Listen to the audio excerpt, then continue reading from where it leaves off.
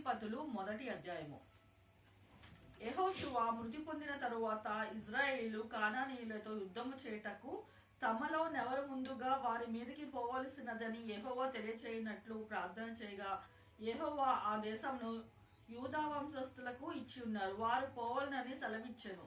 అప్పుడు యూదా వంశస్థులు తమ సహోదరులైన షెమ్యానీయులతో, మనము కానానీయులతో యుద్ధము చేయుటకు మా వంతులోనికి మాతో కూడా రండి, మేమును మీతో కూడా మీ వంతులోనికి వచ్చేదమని చెప్పగా షెమ్యానీయులు వారితో కూడా పోయిరి.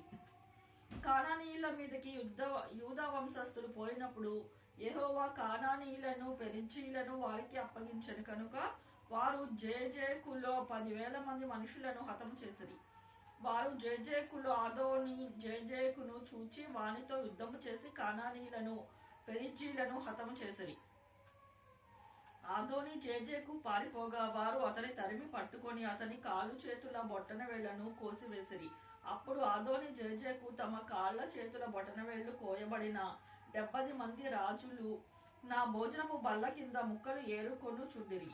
నేను చేసినట్లే దేవుడు నాకు ప్రతిఫలం ఇచ్చెననెను. వారు యెరూషలేమునకు అతని తోడుకొని రాగా అతడు అక్కడ చనిపోయెను. యూదా వంశస్థులు యెరూషలేము మీదకి యుద్ధము చేసి దాన్ని పట్టుకొని కొల్లగొట్టి ఆ పట్టణమును కాల్చివేసిరి. ఆ తరువాత యూదా వంశస్థులు మన్యము యందును దక్షిణ దేశమందును లోయ యందును నివసించిన కానానీయులతో యుద్ధము చేయుటకు పోయిరి. మరియు యూదా వంశస్థులు హెబ్రోనులో నివసించిన కానానీయుల మీదకి పోయి పేషాయిని, అహీమాయినును, తల్మయిని హతము చేసిరి. ఆ హెబ్రోను పేరు కిర్యాతర్బా. అక్కడ నుండి వారు దేబీరు నివాసముల మీదకి పోయిరి. పూర్వము దేబీరు పేరు కిర్యత్సేఫేరు. కాలేబు కిర్యత్సేఫేరును పట్టుకొని కొల్లబెట్టు వానికి నా కుమార్తె అయిన ఆక్సాను ఇచ్చి పెండ్లు చేసేదనని చెప్పగా కాలేబు తమ్ముడైన కనచు కుమారుడగు ఒత్నియేలు దాన్ని పట్టుకొనెను. కనుక కాలేబు తన కుమార్తె అయిన ఆక్సాను అతనికిచ్చి పెండ్లి చేశాను. ఆమె తన పెనిమిటి ఇంట ప్రవేశించినప్పుడు తన తండ్రిని ఒక పొలము అడుగుటకు అతనిని ప్రేరేపించెను. ఆమె గాడిదను దిగగా కాలేబు నీకేమి కావాలని అడిగాను.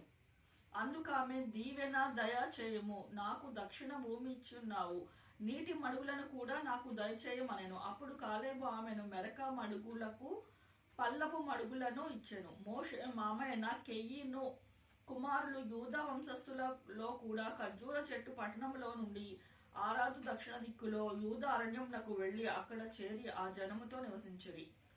యూదా వంశస్థులు తమ సహోదరైన షిమ్యానీయులతో కూడా పోయి జెఫతులలో నివసించిన కానానీయులకు హతము చేసి పట్టణము నిర్మూలము చేసి ఆ పట్టణమునకు హోర్మా అను పేరు పెట్టిరి. యూదా వంశస్థులు గాదా నూదాని ప్రదేశమును, అష్కెలోనును దాని ప్రదేశమును, ఎక్రోనును దాని ప్రదేశమును పట్టుకొనిరి. యెహోవా యూదా వంశస్థులకు తోడై ఉన్నందున వారు మన్య దేశమును స్వాధీనపరుచుకునిరి.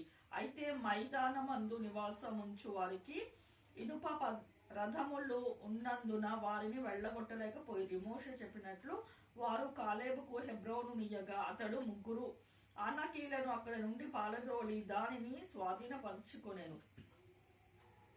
యెరూషలేములో నివసించు యోబీషీయులను బెన్యామీలను వెళ్ళగొట్టలేదు. యోబీషీయులు బెన్యామీనీలతో కూడా నేటి వరకు యెరూషలేములో నివసించుచున్నారు. యేసేపు ఇంటి వారు బేతేలకు వెళ్ళినప్పుడు యెహోవా వారికి తోడైందెను.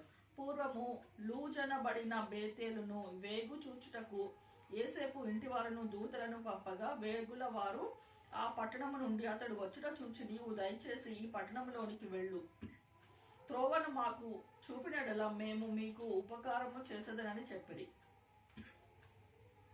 అతడు పట్టణంలోనికి పోవు త్రోవను వారికి చూపగా వారు ఆ పట్టణమునను కత్తివాత హతము చేసిరి. కాని ఆ మనుషుని వాని కుటుంబీకుల అందరినీ పోనిచ్చిరి. ఆ మనుషుడు హిత్తీయుల దేశమునకు వెళ్లి ఒక పట్టణమును కట్టించి దానికి లూజు అను పేరు పెట్టెను. నేటి వరకు దానికి అదే పేరు. మనుషీయుల బెత్సేయానును దాని పల్లెలను, తయినాకును దాని పల్లెలకును, దోరు నివాసులను దోరు పల్లెలను, ఇబ్లియామును దాని పల్లెలను, మెగిద్దో నివాసులను, మెగిద్దో పల్లెలను స్వాధీనపరచుకొనలేదు. ఏలైనగా కానానీయులు ఆ దేశంలో నివసింపవలెనని గట్టి పట్టి ఉండిరి. ఇజ్రాయేలు బలవంతులైన తరువాత వారు కానానీయుల చేత నెట్టి పనులు చేయించుకునిరి, కానీ వారిని బొత్తిగా వెళ్ళగొట్టలేదు. ఎఫ్రాయిములు గేజేరులో నివసించిన కానానీయులను వెళ్ళగొట్టలేదు. గేజేరులో కానానీయులు వారి మధ్య నివసించిరి. జెబూలూనీయులు కిత్రోను నివాసులను, సహలోలు నివాసులను వెళ్ళగొట్టలేదు. కానానీయులు వారి మధ్య నివసించి వారికి వెట్టి పనులు చేయువారైరి. ఆషేరీయులు అక్కో నివాసులను, సీదోను నివాసులను, అహ్లాబు వారికి, అజీబు వారికిని, హెల్బా వారికిని, అపేకు వారిని, రేహాబు వారిని, అషేరీయులు దేశ నివాసులైన కానానీయులను వెళ్ళగొట్టక వారి మధ్య నివసించిరి. నఫ్తాలీయులు బెత్షెమెషు వారిని, బెతునాను వారిని వెళ్ళగొట్టలేదు, కానీ బెత్షెమెషు నివాసుల చేతను, బేతనాతు నివాసుల చేతను వెట్టి పనులు చేయించుకునిరి. అమోరీయులు దానానీయులు పల్లపు దేశంనకు దిగనీయక మన్యంనకు వారిని వెళ్ళగొట్టిరి. అమోరీయులు అయ్యోలోను నందలి, హేరేసు కొండలోని షయల్బీములోనికి నివసింపవలెనని గట్టి పట్టి ఉండగా ఏసేపు ఇంటి వారు బలవంతుడై వారి చేత వెట్టి పనులు చేయించుకునిరి. అమోరీయులు సరిహద్దు అక్రమ్షీము మొదలుకొని హస్సెలా వరకు వ్యాపించెను.